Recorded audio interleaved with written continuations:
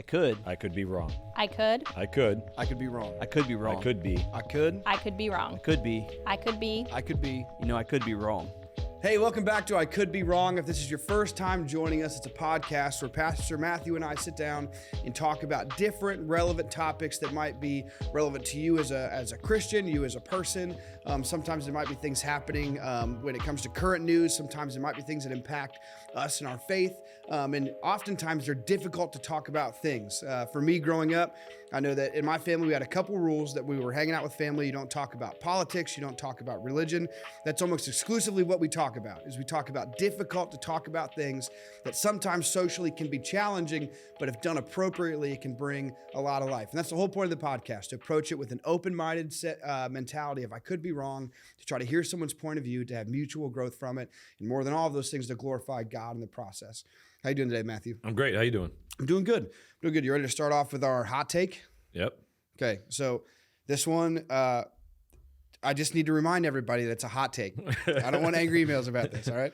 Actually, before we started recording, Alex asked me, because I was over here like writing some stuff down, and he's like, are you getting your hot take ready? And I said, yeah, it's a fine line, because you want it controversial enough that it's a hot take, but not so much that I'm not you're trying to getting hurt emails. I'm not trying to hurt anybody's feelings. So here's my hot take. I think that we should bring back social distancing. Oh, dude, man. His email is. No, don't tell me. No, not really. I don't want to bring back social distancing, but I have had multiple moments over the last month where I have missed the times of social distancing. All right, define what you're talking about, though. Like, Sure. So I'm not talking about, here's the horror of social distancing, not being in proximity to people, not being able to hang out with friends, having to have all these weird rules and regulations. But when somebody comes up to you on Sunday morning and sneezes like in your face, or, okay, so here's a real story from recently. I don't even know who this person is, so I feel comfortable telling this story. I'm at a restaurant, and I ordered a fried bologna sandwich, which is a pretty trashy thing to get in general, but I was excited about it. I took a big bite of this thing, and this guy I've never met before comes up behind me, probably an inch from my ear, to the point where I felt moisture coming off of his mouth into my ear.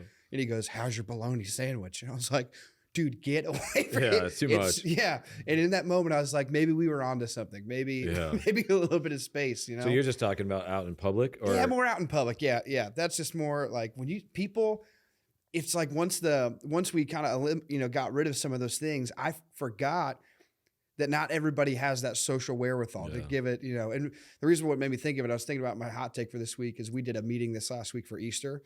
And we did it where they just had baptism class. And if you come to the Tree, we just baptized 1 billion people. So there's all these chairs. And it was funny. We only had about 20 people coming to our meeting, but everyone naturally kind of distanced out, and we're all in a circle. And everyone's like, "Oh, you guys remember this?" This is like the only way we talked. And I was like, this might be better than the bologna sandwich incident. I'll take a little bit of space. Okay, this isn't my hot take, but I want to add to what you said. You know what would be interesting? One of the things I liked about that season was it did slow us down quite a bit. And I did like the time at home. I didn't like the mandatory time at home, because that got old in the sense you didn't have options. So it did feel somewhat claustrophobic. That's tough. But what if like just once a month, or like maybe once a quarter, there was just a week where they're just like, you know what? This is like, we're shutting everything down, social distancing. It'd probably be bad for businesses, but like where you could just have a week where everyone slowed down. I don't know. It'd be kind of fun. Okay. I don't want to over spiritualize it, but that's kind of like the Israelites having a built-in Sabbath, where it's like none of you are going to do anything this day. Like nobody, no businesses are open. You are all. It's like forced rest time from your religious. Yeah. Structure. When we were in Israel, it was interesting, the Sabbath, because everything was just so quiet on that day. And then what was really neat about it is it became very community driven, in the sense that no one was driving cars, and so all of a sudden everyone just comes out and starts walking around, and so it was very community driven. And then when the Sabbath is over, there was almost like a celebration every single week. It was a really cool vibe when we were there. There's got to be something so special. So I love the fact that I'm an American citizen, where we don't prescribe or force people to participate in any religious practice, but that's got to be cool. Like to be in an entire giant community of people with the same value, where you would get community celebration like that, because everyone's on the same page doing the same thing. Where here it's like, well, that's not really possible, because everybody celebrates and practices the religion differently. And but man, that's got to be pretty sweet. Yeah. So think about it. If they were actually honoring the Bible, like from the true law, not only would they take one day off a week, they would take the 7th year off, And so every 7th year, you would just not work. Which is just wild. Now think do about they do that. that now?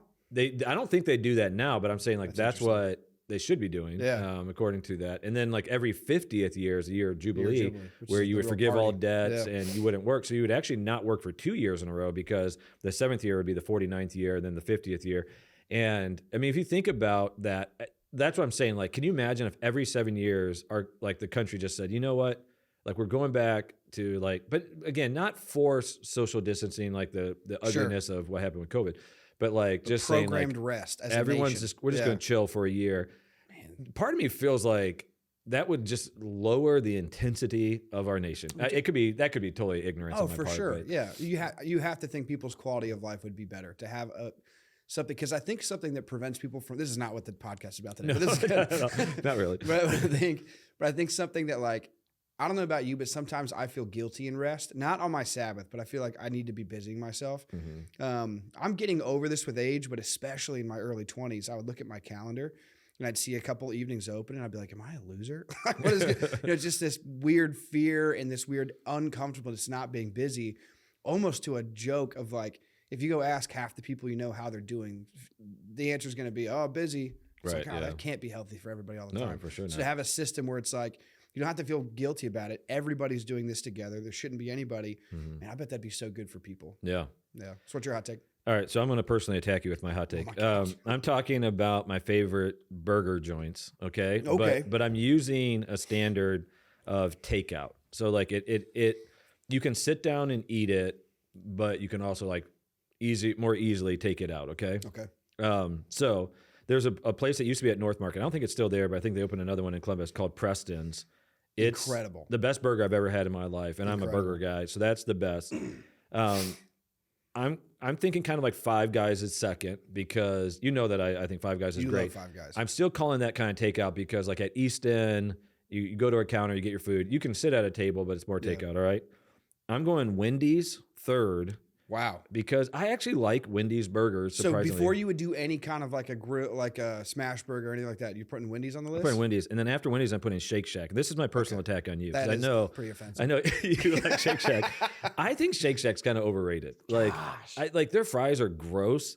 Their fries are bad. I don't like their fries. So bad. Yeah. And then like they put like that nasty, like that cheese that feels like it came in a plastic container. That's like my favorite. And that bacon that feels like fake bacon. I don't know, man. Shake Shack, you guys all love it. Dude, And I love it so much. Have you ever had In-N-Out? I have not, but I've heard that's incredible. In-N-Out is that's definitely my one. And I know myself well enough to know that might be that like California elitist thing.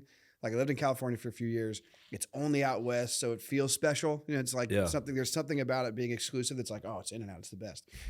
But I'm telling you, for how cheap it is, for it still being a fast food place, to drive through the whole thing, man, it's incredible. That's so my I mentor favorite. some pastors that are in California through this organization, and 100% of them tell me like, you have to come here just for In-N-Out. And then they all, is there like an everything or something? Oh yeah. So you can get animal style. Animal style, yeah. Animal They're style, all like, you got to do the animal style and this and that. And Everybody has their specific order. Right, Everyone has yeah. their specific order. Where I remember, I won't out him, but I have a friend who would always get a 4x4, which is just 4 hamburger patties layered with cheese, animal style. So it's on one burger? on one burger. It's a bun, 4 patties cut with individual pieces of cheese in between each one, with animal style, which is kind of like a mayonnaise, ketchup, onion mix that you dump on top of it. Is this Mackie? It is Mackie. Sorry, buddy. If you're listening, I'm sorry, man. Like the way you said it, I'm like, I feel like I know this I know person. exactly and, who that is, And you had yeah. a friend in California that has to be him. yeah, for sure. I'd have to say In-N-Out's probably my favorite, but then Shake Shack's probably next. And then here's the other thing. This is not that style of smash burger. Have you had Swenson's yet in Polaris? Mm-mm.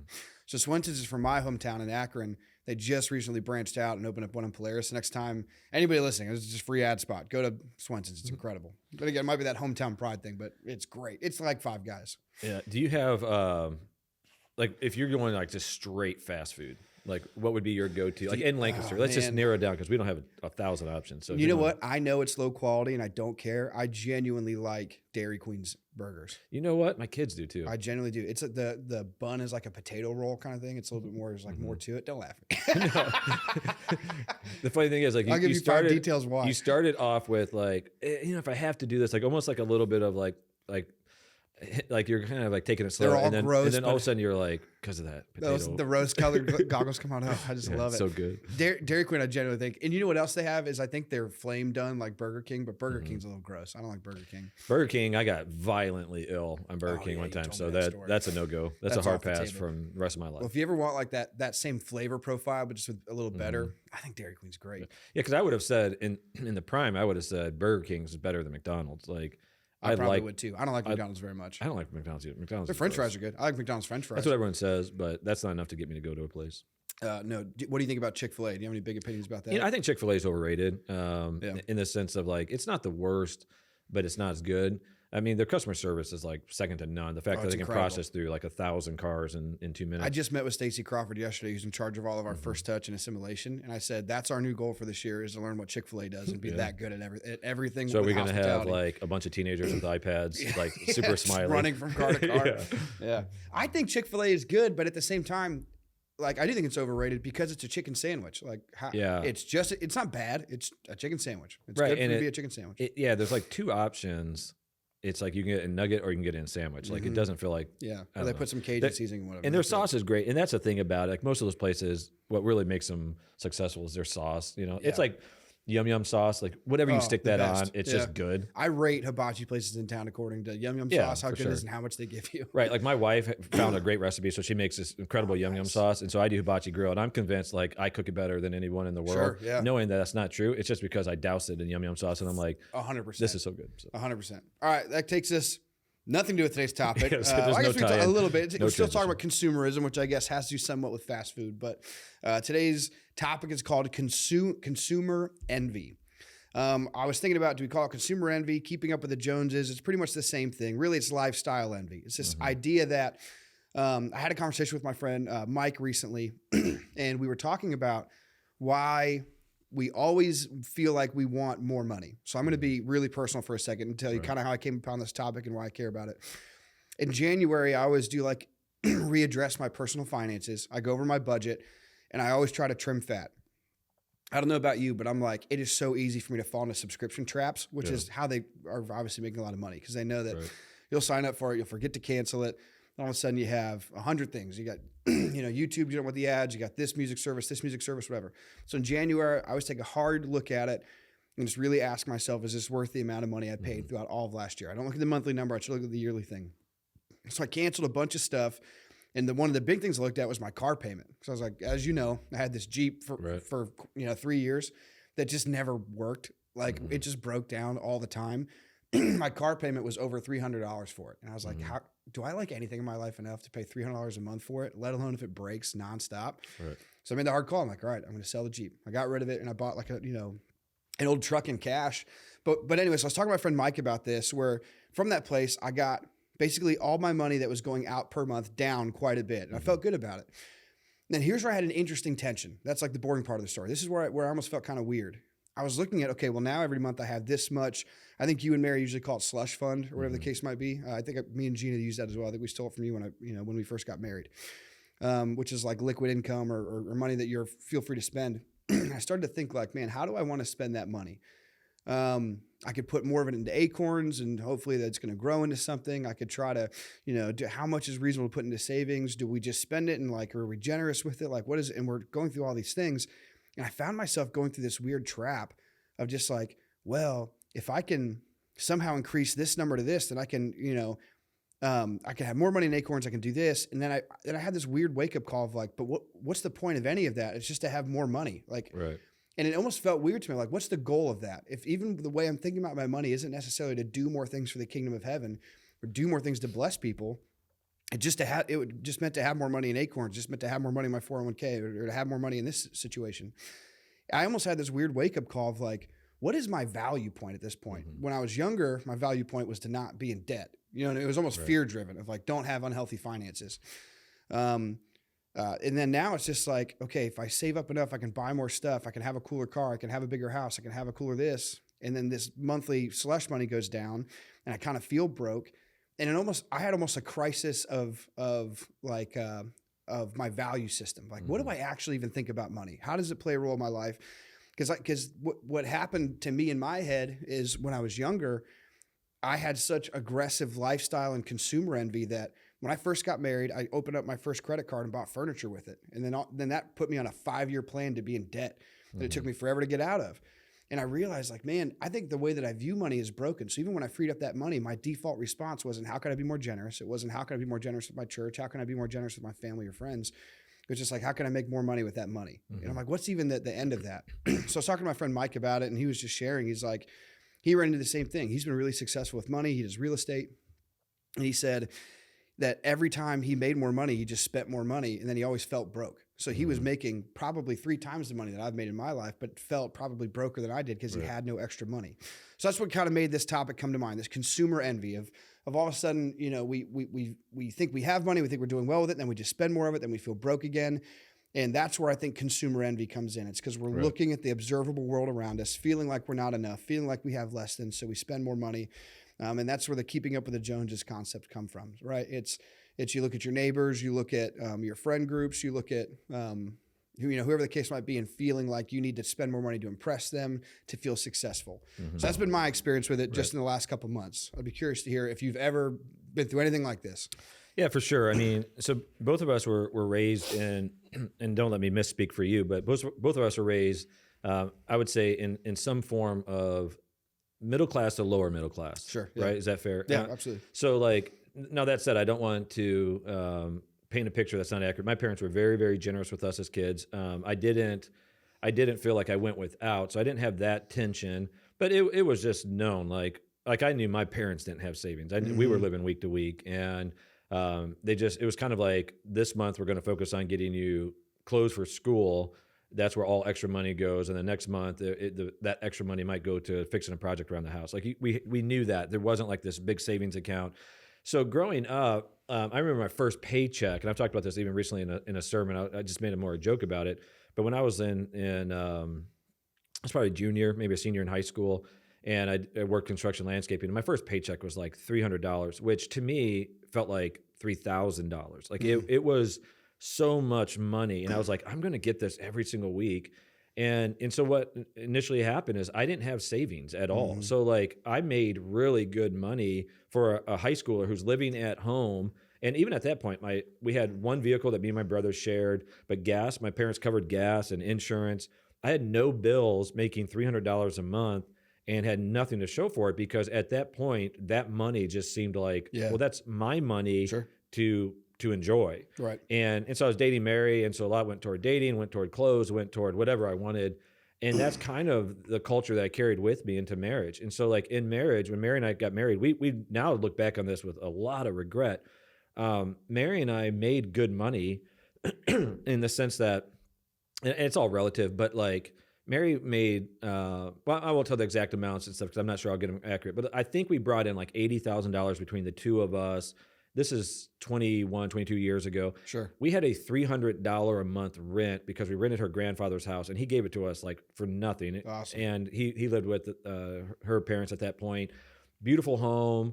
So all we had to pay for was like electricity, I think, and he covered everything else, and we paid $300. So you would think two people that we would just be basically banking half of our money, because we could have easily easily lived off of $40,000. We didn't have she didn't have a car payment. I had my car payment. So like all that said is, after 4 years of that, and then we moved to Lancaster, we literally were still living week to week. Crazy. And then we moved to Lancaster. We have our first kid, Cole, and still living week to week. I would say we have lived week to week, all but the last 12 years of our marriage. So for 10 years, we were week to week. And then that was the point where we were like, what are we doing? Yeah. You know, and part of that, when we had Cole, she quit working. And so we're now a one income home. And so we had to live week to week. And that's where we looked back and thought we could have banked all those years of money and had this buffer, and we just didn't have. And at that point, we had Cole living week to week. I bought a motorcycle. I mean, like stupid on stupid. And that was like kind of the breaking point where Mary and I had a conversation, and she was overseeing our finances at the time. And she was just like, listen, like, you need to become a part of this. You need to understand like what we're dealing with. And then the moment I started overseeing our finances, overseeing is a weird word, but you know what I mean? Like being responsible for it. Yeah. The moment I did, I was like, what am I doing? And that was the pivotal moment where I'm like, Yeah. we have to budget. We got out of all of our debt. We wanted to give more to the church. Like that was another motivating factor. We wanted to be generous, and we were like, we can't be generous. We're locked into debt. That's the worst And feeling in the world. it is, yeah. When you have that, when the desire of your heart is to be generous and you know you just can't because it's not there because of, Right. you're in debt because of you're paying out too much to whatever debt you owe. Heartbreaking. Yeah. And so that launched us on a different pathway to where now we have, I'd say this just for context, we have never given less than the year before since we've been married. Like that's just a small value of ours that we're just going to give a little bit or a lot more than we did the year before to the church because we want to increase in generosity. We have more in savings than we've ever had in our lives. We're going to be able, in a large part, to help our kids with college. Like there are some value systems that we put in place.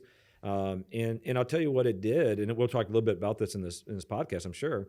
Mary and I have not had a fight about money in a decade. That's incredible. We haven't even had tension about money in a decade. Yeah. And that's all we fought about for the first 10 years of our marriage. If we were going to fight, it was going to be something about money. And now it's not even a discussion because there's still a little bit of tension. Mary's like, let's talk about the budget. For some reason, I hate talking about money. Sure. So when Mary says, let's talk about the budget, what I hear is, I don't trust you because you're embezzling money from our funds. You know what I mean? Like that's how it feels, even though that's not what she's saying. She's saying like, I feel loved by being included. And I'm like, I'll send you over the file. You can look at it. You know. And we joke in our house at our church. We have something called budget requests that we send into our office. Molly, our office manager, for everything.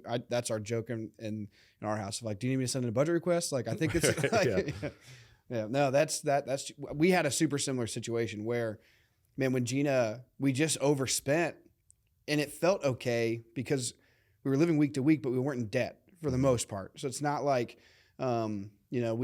We made the mistake of going into credit card debt early with buying furniture. I remember at one point, like a year into marriage, we went to Chicago. We put that on a credit card. But then once we got that in a reasonable place, it was fine. But we spent every dollar that we had. Yeah, right. You know what I mean? So we just had no cash. We had no money. We didn't have money to be generous because we spent every dollar. If I got paid more at the church, or if she got a promotion at work and started getting paid more at work, we just spent more money. Right. So it never felt like I had more money. And then we had kids and she went part-time. So she works 1 day a week now, right? Where she was working way more than 1 day a week. So our finances dramatically changed. And that's where it felt like I wanted to look at like 23-year-old me and just grab myself by the shoulders and be like, don't be an idiot. Like, don't start these habits now. Because you're right. There was a season that our cost of life was so low that if we just wouldn't have spent so aggressively, we could have legitimately lived off one of our salaries and just banked the rest of it. And we just didn't do that. Yeah. Every time we got a nicer car, or we did an upgrade on this, or man, this stove is way cooler. It's got Wi-Fi, whatever. You just think of like, you just fall into that trap of constantly more is better, better is better. So it's worth your money. When the reality is, here's what's so funny. When I think back about that time, about, living in the apartment we lived at and then living in the house that we lived at, I can't tell you anything that I bought or purchased. Right. I can tell you the stories in those houses and those places. Yeah. I can tell the times we had people over and we laughed and we had a good time. I can't tell you how nice the food was. I can't tell you how nice my stuff was. I can't tell you what rug was there. You know what I mean? Yeah. But I spent a lot of money on it at the time. It felt so important. And now it's just like, man, it just, every time I talk to a young person now, I'm just like, I know you might not listen because I didn't, because someone told me this. I just wasn't ready for it yet. But it's like, if I could just go back and tell myself, like, I promise it'll change your life. And that's button it up. Some of it, I mean, we've had conversations that's our passion too, is we try to talk to people younger than us and say, like, just think it through. I don't think there's one size fits all when it comes to it, but just think it through. You're going to regret some of the things that you're spending. And both of us will see people that you're just like, oh, you're aggressively going on the same path that I did. Yeah. The couples that are, they're traveling every month and they're doing all these things. And you're like, those are cool experiences, but you're going to one day look back and realize you didn't spend wisely. Yeah. And it's not that all those are bad, but this is what this podcast is about, is what's the motivating force behind it? Yes. And I think that's when I think maturity kicked in for me, is when I had to examine my heart and I had to ask the question, why am I doing this? And that's one of the things that, like, we talk about in leadership. The value is not what did I do? The value is why did I do it? Yeah. So, like, if I talk to another pastor, I don't say, like, what are you guys doing? That's not the only question. I say, okay, what are you doing? They show me and I go, okay, now why are you doing that? Because the why is the motivating thing. Like, so in our church, we're not going to mimic exactly, but when you hear that, the why behind it, you're like, okay, I get that. So that might look a little different in our environment. So anyways, for me, I was like, why am I feeling the need? And honestly, this has been an idol that I've had to get rid of in my life. Is whenever I got stressed, if I bought something, I felt better. Oh, me too. It could literally be a $10 thing off Yep. of Amazon, but it was like I just had to buy something, and I had to check that. That was something that God, I think, revealed to me. And so now it's rare that I do that, because I'll even go to Amazon or a different place or something, walk in, and I'll look at things. I'll even like be holding something in my hand, and then as I'm walking to the checkout, I'm like, I don't need this. That Holy Spirit check. Yeah, if I bought this, yeah. I would regret it immediately. I would go home and go, why did I buy this? I didn't need that. And I'll go and sit down. And I'll tell you, setting it back down actually brings me more joy than buying it now, because it feels more mature, it feels more disciplined. But that comes with maturity. And I think a lot of people, they don't know the why behind what they're doing. No. And that's the problem. So they're spending without knowing why. No, yeah. And you know, I'm in this place now where, like I said, I could tell you that, wow, this January, I made more healthy decisions financially than ever. Yeah. Which I did. It's great. Right. It feels good. My heart behind it still wasn't right. You know, and that's the tricky part, where it's like, this is just greed at this point. Like I almost got, you know, in the same way. So imagine this, I'm going to really out myself here about how toxic my own mind is. But like that situation where you just described, where you had the maturity and the resilience to say, I don't need this. I'm doing this because it feels nice. I'm going to regret this, and put it down. It feels good, rather than the mature, like spiritual submission side of that, which would be to honor the Holy Spirit. Like, God, thank you for convicting my heart.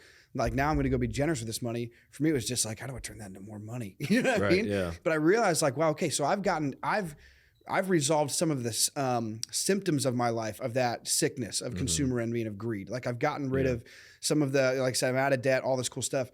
Man, my heart is still a problem in this, where it's like, man, now I'm just looking about how can I be as wealthy as possible with this. And none of these things are bad. None of those, like, I'm a huge advocate for financial literacy and trying to understand. Even earlier when I was talking about acorns, 401ks, you might be listening to this and think like, dude, I don't even know what any of that is. That's okay. Right. And if you do know a lot about it and you spend a lot of money on it, that's great too. I'm more addressing my heart of, this is still about me wanting to keep up with the Joneses and feel like I have much, because it makes me feel good. For sure. Makes me feel safe, makes me feel better. You know? Yeah. And when we talk about finances, like, there is a dynamic that there are seasons of life where money does look different, in the sense of, okay, you first get married, like you said, you put furniture on a credit card. Okay, so here's a true dynamic. When you get married, you most likely need to buy furniture. Yeah. Right? So like, you have to get furniture. So that's a common thing. So that season is going to be a little bit more expensive than others. What you don't have to do is buy the nicest, newest, biggest leather furniture, right? And then put it on a credit card. So like, you have to recognize in what season you're in. Like, I'll be honest with, like, the most expensive part of our season right now is that we have 4 kids, and they're just so expensive. I can't even imagine. Yeah. And I mean, like, I thought they were expensive when they're younger, because I thought diapers were just so expensive.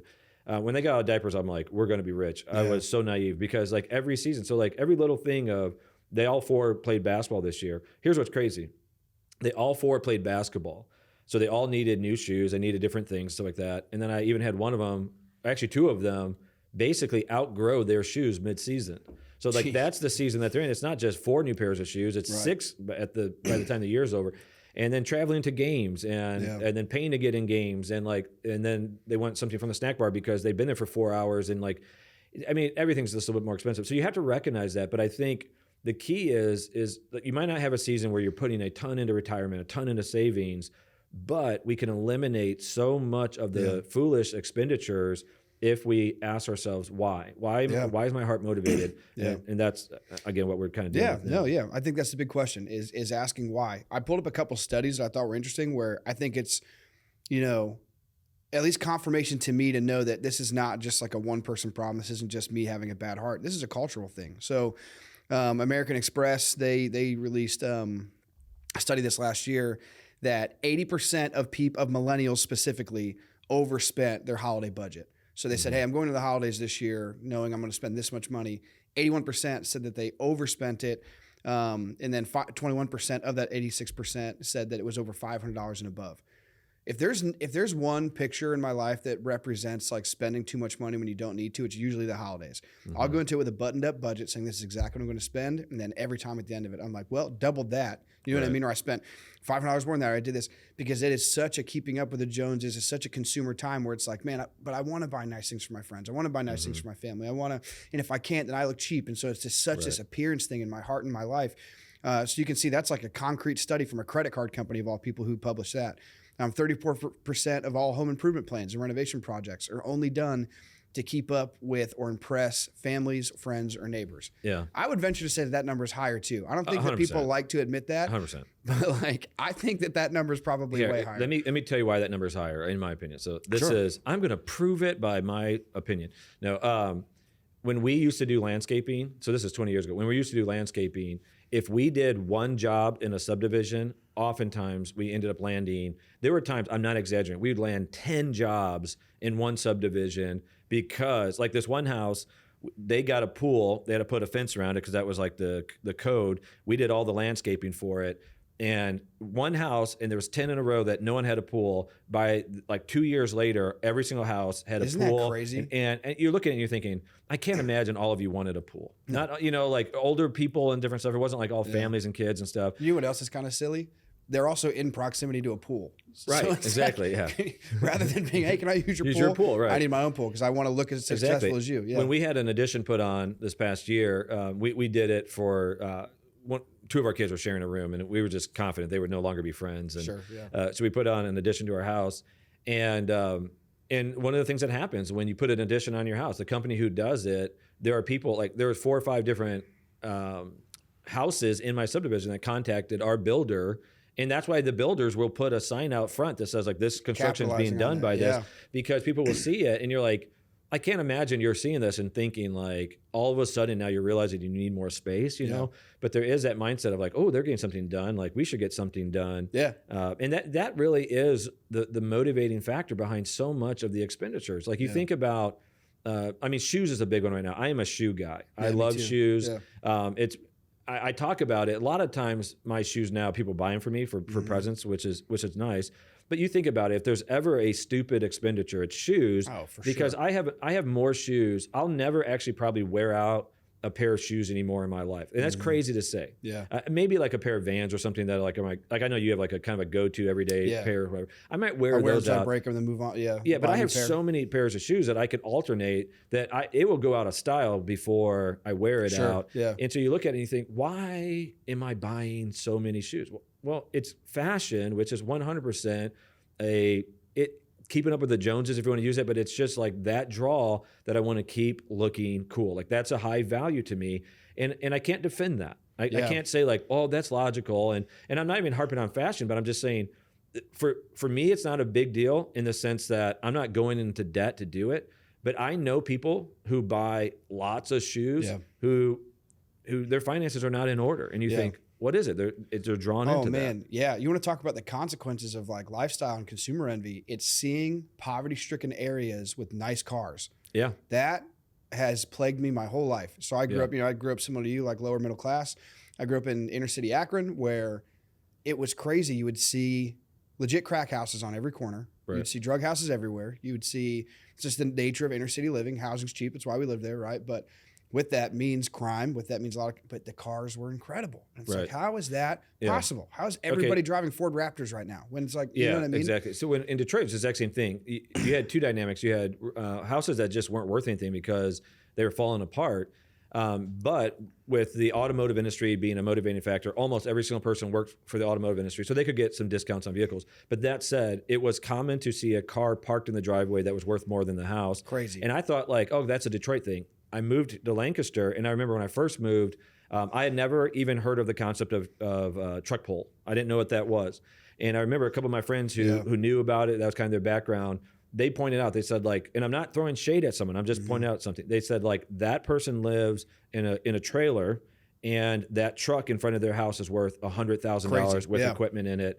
And you look at it and you go like, what? Yeah. And it's just because a value system shows to them like, I need to do that. And the thing about the truck is it's going to break down a lot, and in a few years you're going to have to get a new one. It depreciates immediately. Right. So if you don't know what that means, like some assets that you buy or some things that you buy go up in value over time. Yeah. Ironically, what you're talking about, we're cheaper of housing. Real estate usually over like 100-year period goes up. Yeah. Vehicles almost never. There's sometimes flashes in a pan where this last time we had a weird thing with COVID and where used cars went up, but usually like people are investing insane amount of money into stuff that it will break down. Yeah. They'll never make money on it. It'll never make more than what they bought it for. And that to me is so It's so crazy. I went to Puerto Rico probably 2 years ago. It was right after their hurricane. Houses are in shambles. People don't have electricity.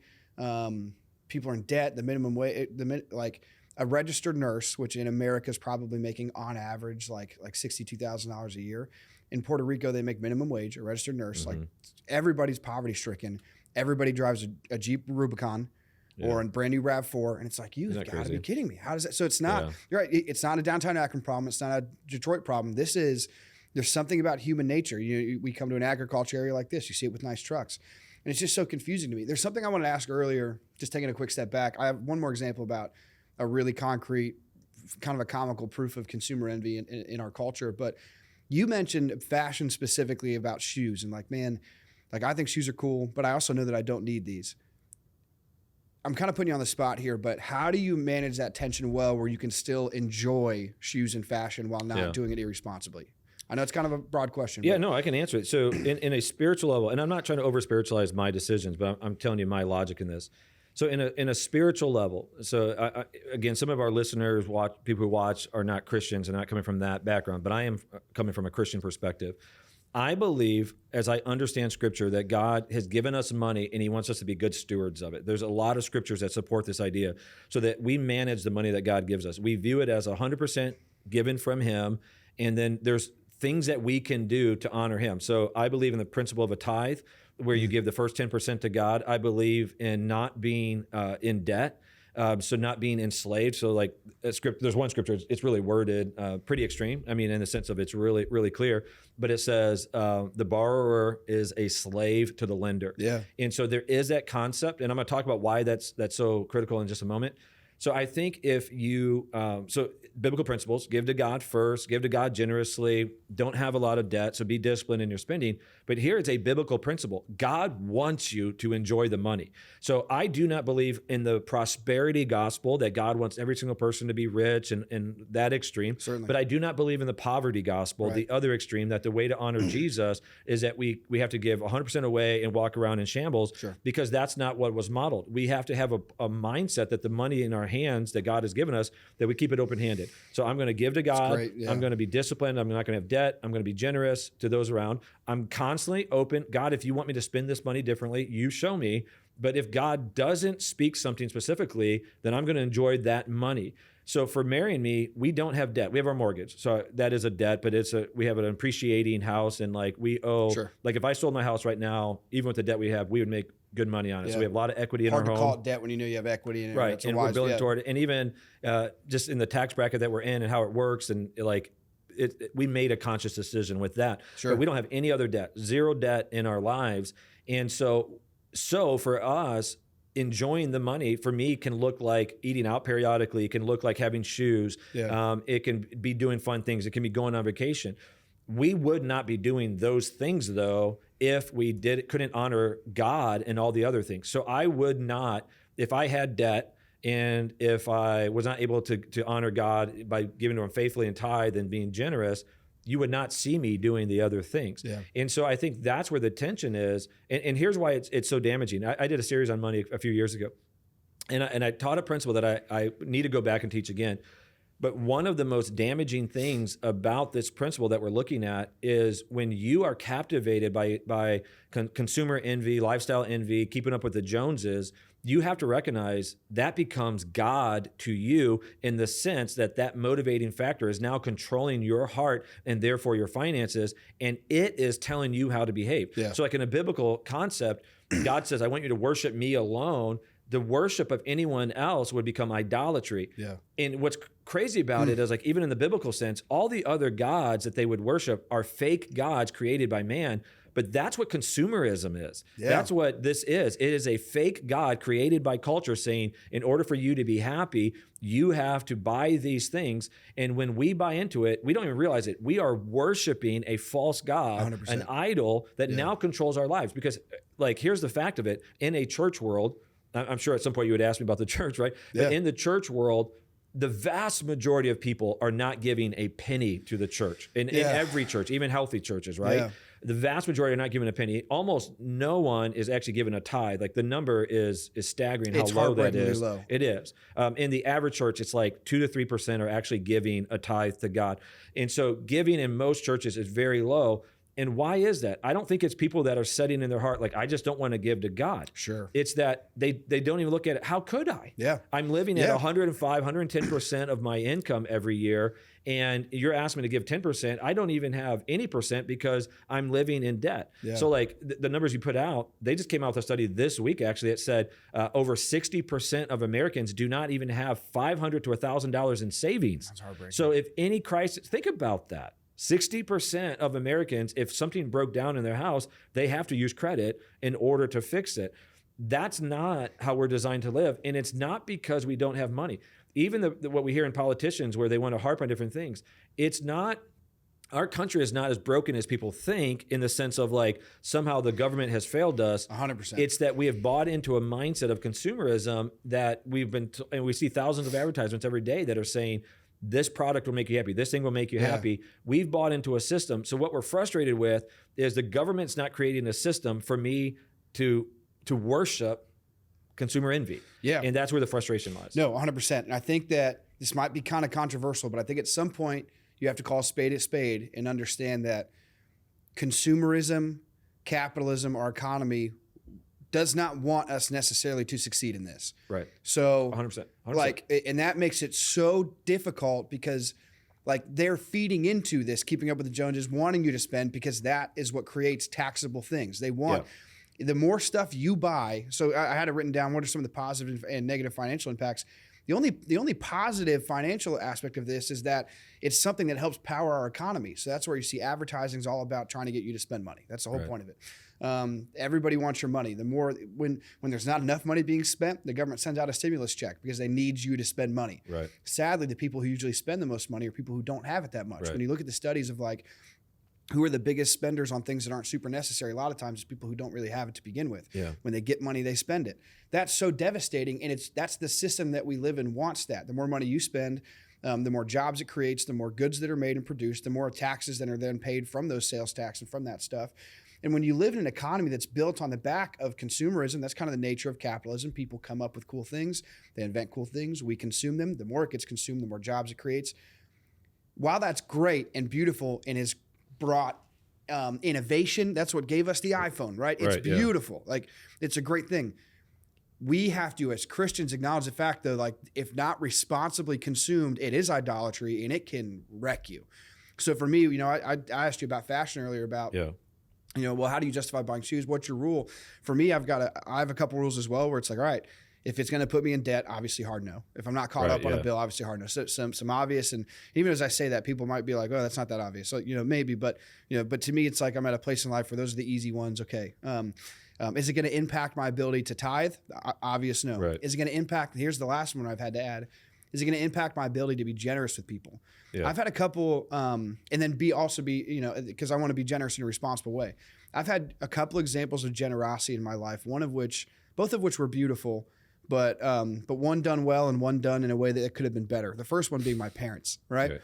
My parents are the most generous people I've ever met in my life. My dad would give you the shirt off of his back, plus he'll go steal 3 more shirts to give to you if he feels you need a shirt. That guy is like, will do anything to be generous.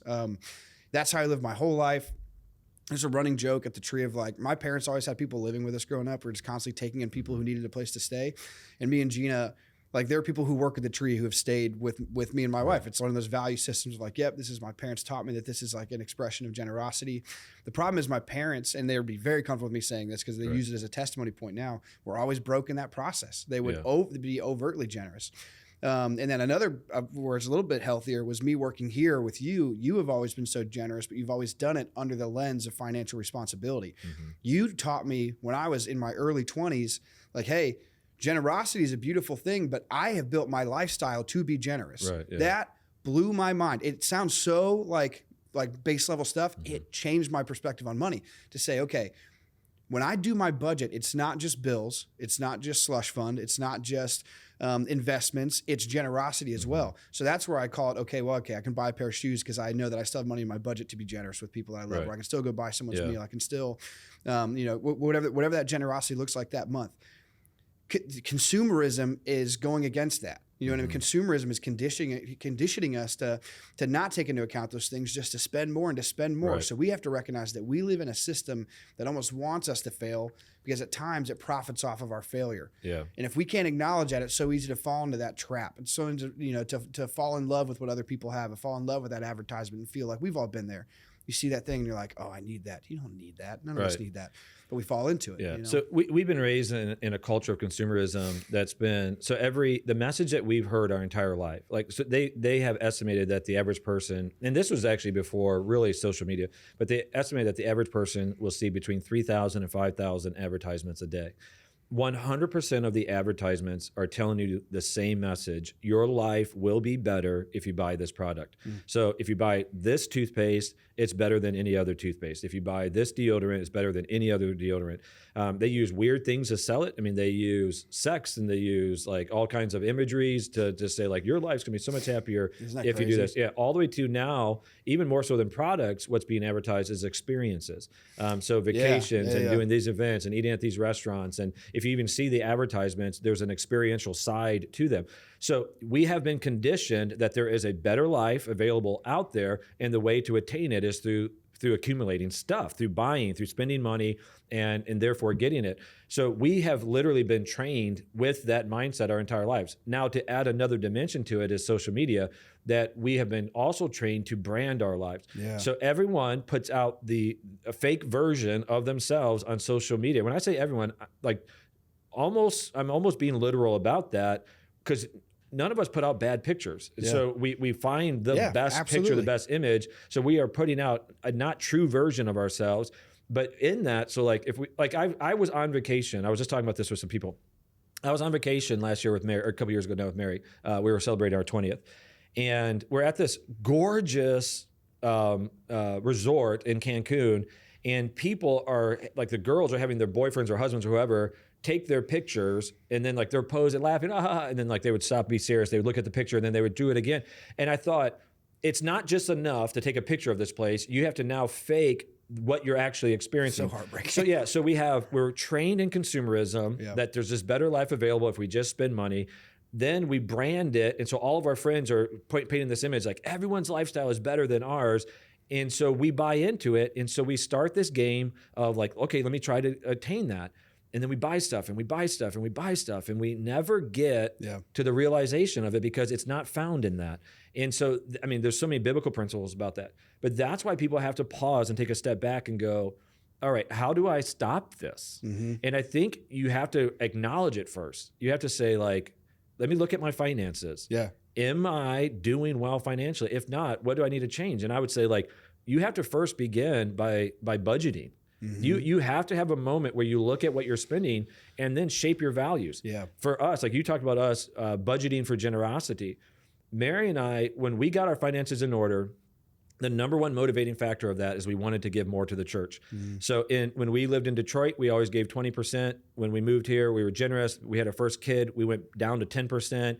And we didn't like that. We wanted to get back up to giving 20% because that was just a conviction that we have. We didn't have to do that. It was just a conviction we had. Sure. But we were like, we can't get to there if I had a motorcycle. We can't get to there. We had to pay off our windows. We had windows that were drafty. We took a loan to get windows for our house. So we paid off every debt that we had, which allowed us to be more generous. But then going forward, as we set our budget, like if we're going to a restaurant, and the restaurant, like we know this meal is going to be $30 for Mary and I to eat, okay? We don't think in our minds 15% tip and this. We think in our minds 30% tip. Yeah. So absolutely. We budget generosity. So the actual meal is going to cost this much. And then we know in our budget, we want to be generous with our kids. We know in our budget, we want to be generous with our friends.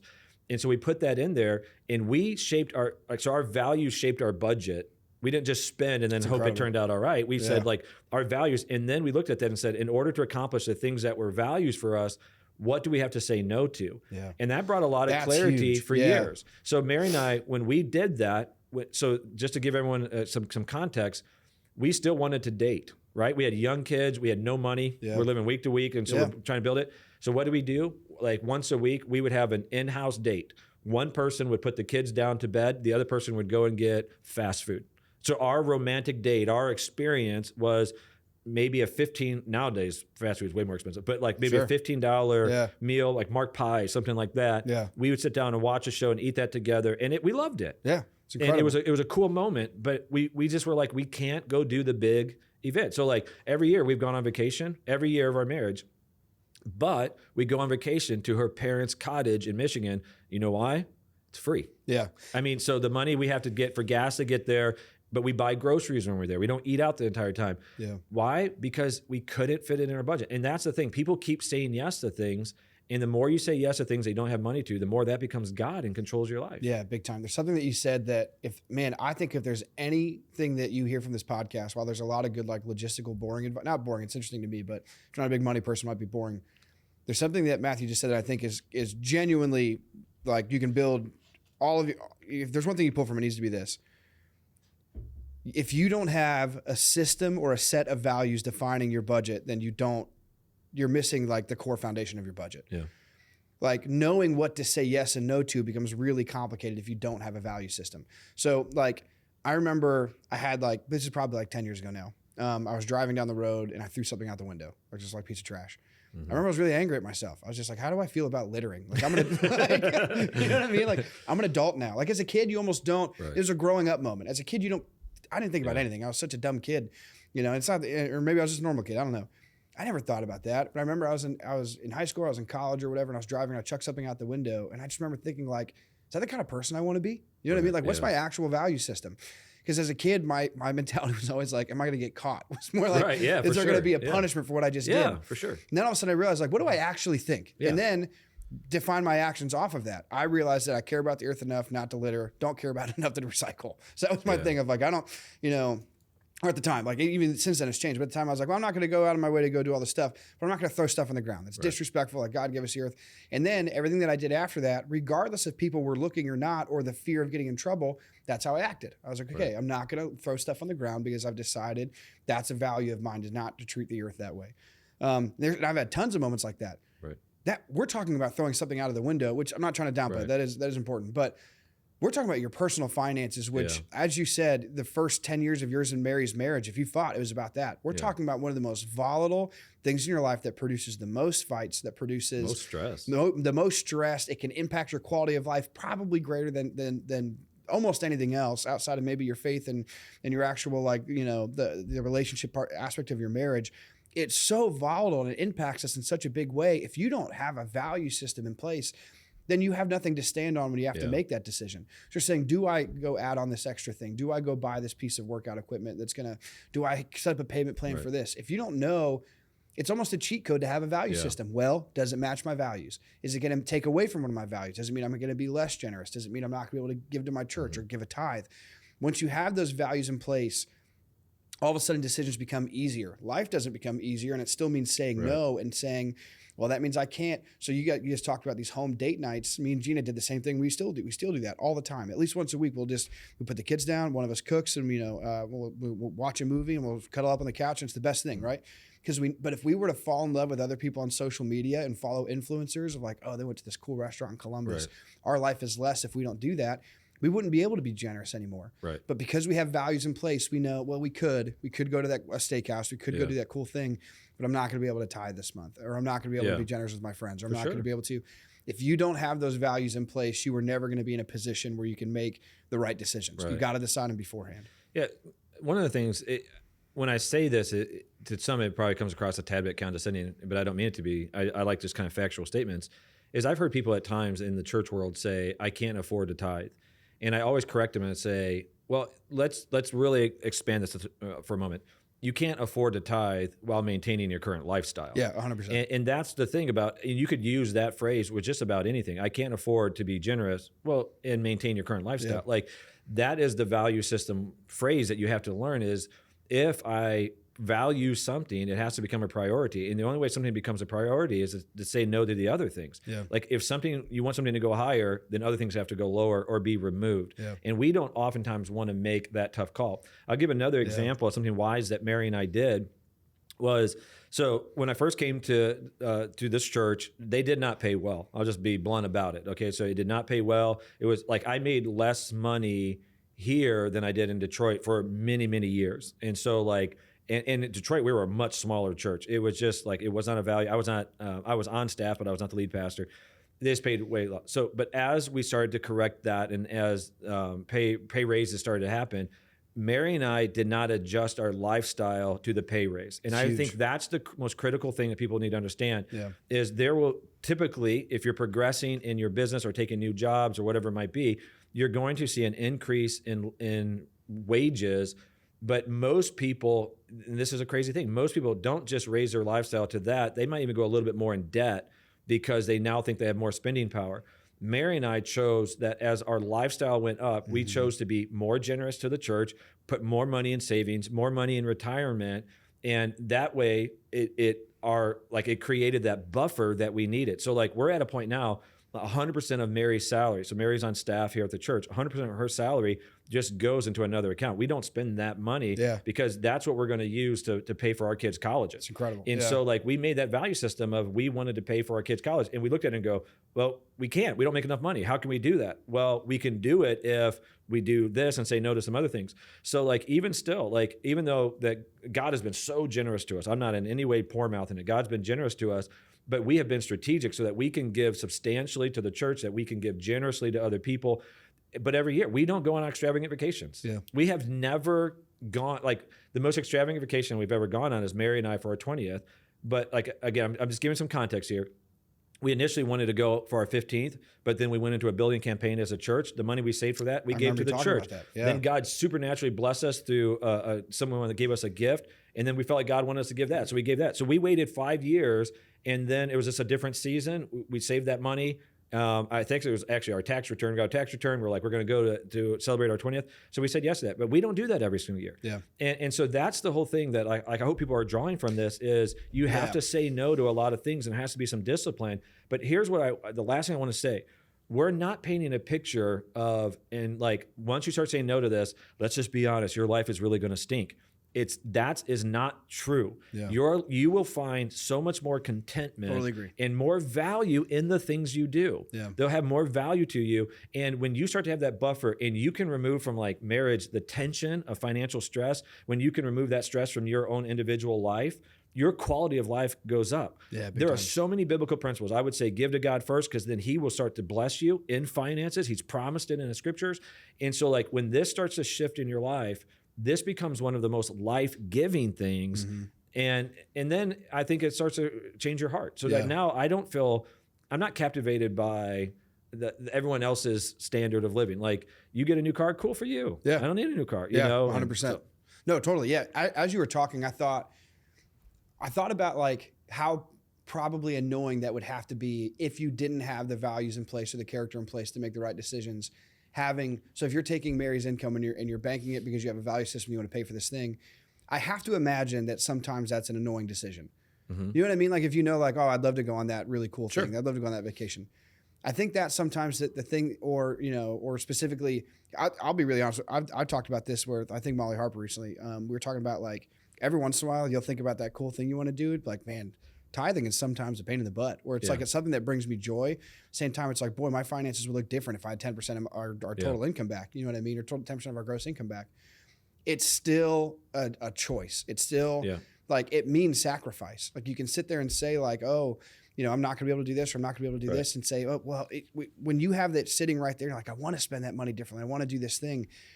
It is a daily choice to still continue to make those right decisions. I've always had this kind of broken mentality in my mind that one day I'll have arrived. You know what I mean? Right. Like I'll cross this line, or I'll come to this point where it's like, oh yeah, now I'm just like happy and I don't.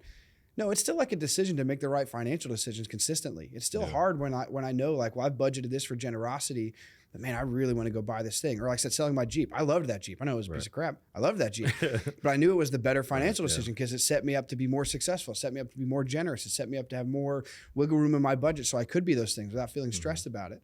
And that's where it's like, I don't want anybody to hear this and think like, almost that if you can just check off these 5 things on your list, then you're there. It is still a discipline. Like this financial stuff is still, Matthew still has to make those decisions every time every time money comes in. How do I make the right thing with it? And then going back to what I said earlier, if you have the values in place, and it makes it possible and it makes it easier, but it's still a daily discipline. I think the same thing about most aspects of Christianity or just being a healthy person. I look at my marriage that way. If like I'm in love with my wife, it's still a discipline to do the right things in my marriage. Yeah. It's still a discipline to care for my wife well and to sacrifice for her. I love my job, but it's still a discipline to do it well. You know what I mean? Yeah. What you're talking about is maturity. Yeah. Like which is annoying. It is annoying at times, but the payoff is always worth it, in my opinion. So totally it's agree. Like, yeah, like we've talked about that because you said it with Molly, but I was actually in the room when we all kind of discussed it. Where you look at some people and you're like, how do they afford to do this? And you go, that was the context. Yeah, you know how they afford? They're not giving. Yeah. And we're not talking about Christians. We weren't throwing shade at people in our church. No, we're just saying like people who are not in a relationship. How do they afford to do that vacation? We were like, I could too if I wasn't. Absolutely. You look at that number at the end of the year when you see your giving statement, and you're like, yeah, if I had that much money. Yeah. But you know what? Here's my value system. Here's what I have. I have 100% comfort in my heart knowing that God is blessing my finances. Wow. God's my provider. So like I know I've honored him. I've done what he's asked me to do. And so like and it's just the fact that Mary and I don't fight about money. That's worth its weight in gold. Yeah. Because I don't want to fight with Mary about money. And so like there's so many things. The fact that we're going to be able to pay for our kids' colleges. Like that's a cool thing. My kids aren't going to go into debt. So it's like generational wealth. Yeah. My kids aren't going to have student loans. And I'm thankful for that because we made decisions that we made sacrifices for that next generation. But also I'm not just living for the temporary of this life. I'm living for eternity. Yeah. And so I want to be generous with people. I want to be generous with the kingdom of God. And so all of those values shape how we spend. And so that causes us to have those tough conversations. Yeah, super cool. But yeah. So. All right, I want to hit you with one last curveball before we wrap it up. This is in the topic of what we're talking about, but really out of the context of what we're, really anything we've talked about so far.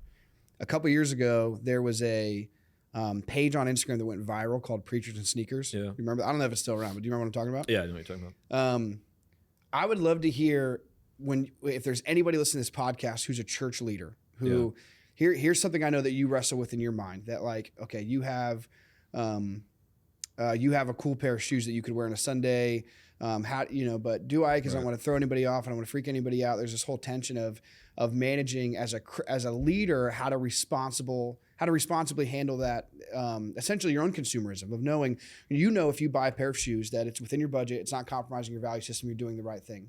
Do you have any practical advice for anybody in ministry who's trying to balance the appearance of consumerism, even if they know it's in their value set? Yeah. So here's a really concrete example.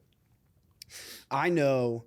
There's a pastor, I want to say it's Rick Warren, but who gives 90% of his income. Right, does that sound right? He does, yeah. It's reverse tithing. Reverse tithing. So he gives 90% of his income. Rick Warren also has a beautiful home. Rick Warren is also wealthy enough to be able to have nice things, be able to have a beautiful home, and he uses it for ministry. Even if he didn't, it's still his home. He's allowed to have a beautiful home. Somebody could look at the things that Rick Warren has. They could look at this big, beautiful house. And I don't know what car he drives. I've never met Rick Warren. He actually drives. He drives a Ford. But yeah, go ahead. Okay, but whatever. Right. They could look at what he has and say like, "Oh, that's prosperity gospel," or "That's this." So I guess my question is, if you know that if you know that your own personal finances are within your value set and are responsible, and you're being generous, you're being biblical, you're doing the things you asked to do. How do you handle the appearance of wealth? How do you handle the appearance of like, okay, this Preachers and Sneakers, I mentioned that. The reason why I jotted it down as Matthew was talking, what that page is basically this page on Instagram that would post ministers, pastors wearing cool shoes, an expensive watch, whatever the case might be. And then they tell the price of it. And then people, the responses were hilarious. Some of it was like people like, oh, I want those shoes. Those are cool. Some of them are horrified. Like, how could you possibly spend that money as a pastor? That should go to the poverty, that should go to, fixing problems.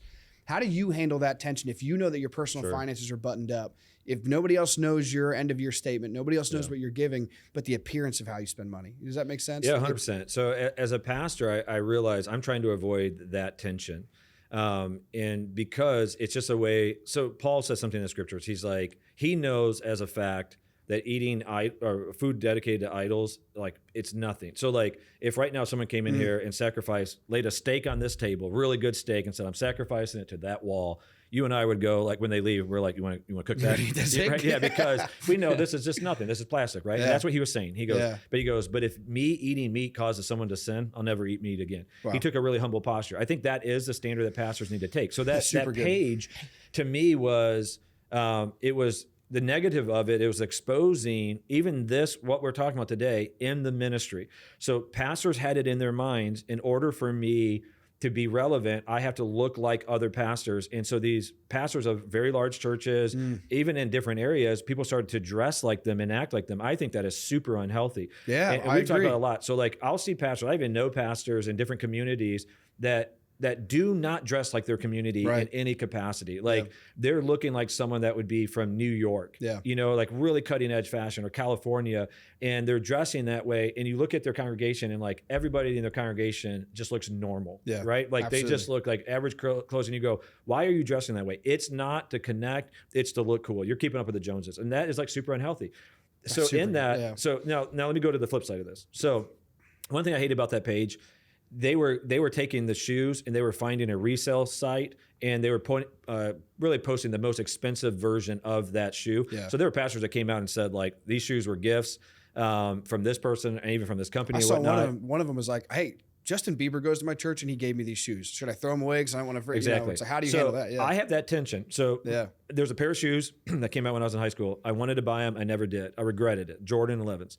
Love those shoes. I have tried to buy them over the years. Could not. The staff very generously bought them for me a couple years ago. Like it is one of the most generous, kind gifts that you guys have ever done. Bought it from resale shop. I don't know how much they were. I can kind of guess, but it was just a generous thing you guys did for me. I have had and still have insecurity about wearing those on Sunday because it can look like I'm trying to be like those groups, even though I'm like, these were free to me. So there has to be some wisdom to that. Last thing I'll say is before anyone ever throws shade at a pastor, you have to take a step back and realize this. You don't know their finances. So because here's the deal. I know pastors who are very good with their money. I know pastors who have made investments. They don't even take salaries from their churches because their investments have gone to that. I know people who have inheritance that have been given to them. And so, or like Rick Warren, he reversed tithe because his book sold 100 million copies. Right. And so he's wealthy. And so like a situation's different, but he wrote a book and it took off. So like, I think the pastor should just be careful because of the image of it. But if you're a person that's trying to throw shade at a pastor, I would say you don't know their finances. So if someone were to look at me, like one of the blessings for us at marrying me in our lives, like we've been able to save money and buy some vehicles with cash and stuff like that. But I'll let people know, like kind of a secret or whatever. Her father was very generous to us. So we had 3 vehicles in our marriage that he bought for us. So that's a game changer for us, right? We didn't have a car payment because my vehicle was paid off, and so hers was paid off too, and then he bought the next one. And so when I sold mine, I could put that cash toward another vehicle. So like we don't have car payments, but it's because someone else has been generous to us. It has nothing to do with the church. It has to do with that. And so like there are just those things I would say such good practical people have wisdom. to just don't act like you know someone else's finances. Yeah, I was just, I talked about that in the context of pastors and church leaders, but the reality is like that's good advice for anybody. Anytime that you do not have an inside look at a situation and you're forming an opinion about it, you are on rocky ground. You know what I mean? Like it's like, man, you can, first of all, how does it benefit you ever? I mean, I don't know about you, but I found myself in that spot where you just assume too much and then you're angry. You don't even know if it's real or not. Right. Yeah. Like I'll be like, my crowd's like, oh, I'll bet, I don't really do it with money, but let's say I'm in my car. I'm like, oh, I bet they, they're making this much money and that's so crooked. I bet they're not. I have no idea what's going on. And I'm mad about a made up scenario in my head. Right. Like that's not a real thing. I mean, one time I invested in crypto based on your advice and I made, after 2 years, I made $6. $1.50. Yeah. So, I mean, that's just, you didn't know that. You don't know my finances. Yeah. One time I went to Matt and I was like, hey, this new cryptocurrency, it's on a run right now. You should take a look at it.